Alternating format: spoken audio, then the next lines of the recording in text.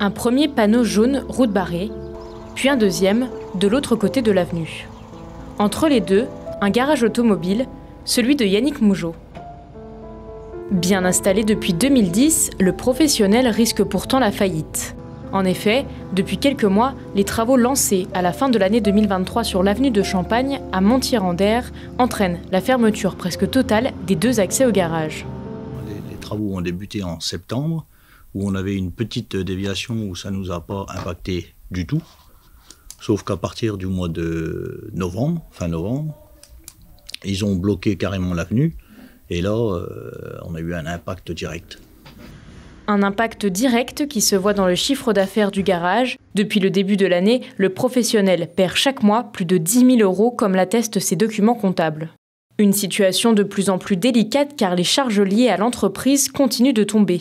Les salaires, l'URSSAF ou encore le prêt sur le bâtiment. Ce qu'on a lancé, nous, c'est qu'on s'est d'abord, M. Mougeot tout seul s'est rapproché de la collectivité, de la commune de Montier-en-Der et de la Porte du Der pour essayer de trouver une issue amiable parce que, comme vous avez pu vous en rendre compte, l'avenue de Champagne, elle est large, donc elle aurait pu permettre la mise en place d'une circulation alternée. De même, le garage de M. Mougeot, il n'est pas ouvert le dimanche ni le lundi, donc on aurait pu envisager des travaux un peu plus lourds sur ces périodes-là, quitte à permettre le passage des véhicules les autres jours. On aurait également pu permettre une sorte de compensation financière qui permette à M. Mougeot de tenir les mois un peu plus durs le temps des travaux, parce que on nie pas l'utilité des travaux de réfection de voirie. Simplement, au vu de leur ampleur, qui sont pas non plus d'énormes travaux, ils auraient pu être vraiment menés de manière plus intelligente pour permettre l'accès au garage de M. Mougeot.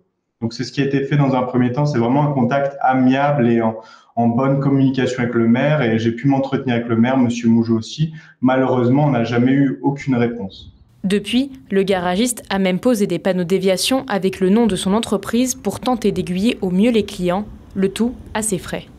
Avec son avocat, le propriétaire du garage s'est donc tourné vers les tribunaux pour tenter de trouver une solution. Il n'y a plus de trésorerie également, ce qui nous a conduit en fait à introduire vraiment en urgence une procédure auprès du tribunal administratif de Châlons-en-Champagne. Donc c'est ce qu'on appelle une procédure de référé liberté.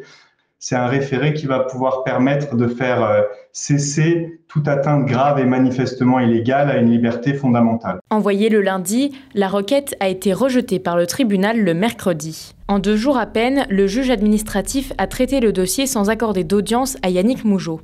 Une nouvelle frustration pour le propriétaire au bord de la faillite. Seule solution désormais, saisir la Cour de cassation pour tenter de nouveau d'obtenir une audience auprès du tribunal.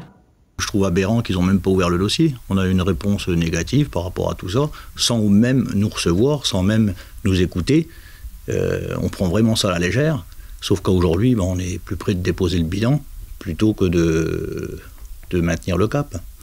J'ai rendez-vous à la banque la semaine prochaine pour refaire un crédit afin de réinjecter de l'argent sur la trésorerie, mais c'est quand même un monde de faire faillite suite à des travaux qui sont mal organisés. Le chantier d'enfouissement des réseaux secs et humides ainsi que l'installation de l'éclairage public devrait être clos à la fin du premier trimestre 2024. Quant à la piste cyclable qui est envisagée et au revêtement de la chaussée, il faudra patienter jusqu'à l'été 2024. Encore de longs mois d'attente pour Yannick Mougeot.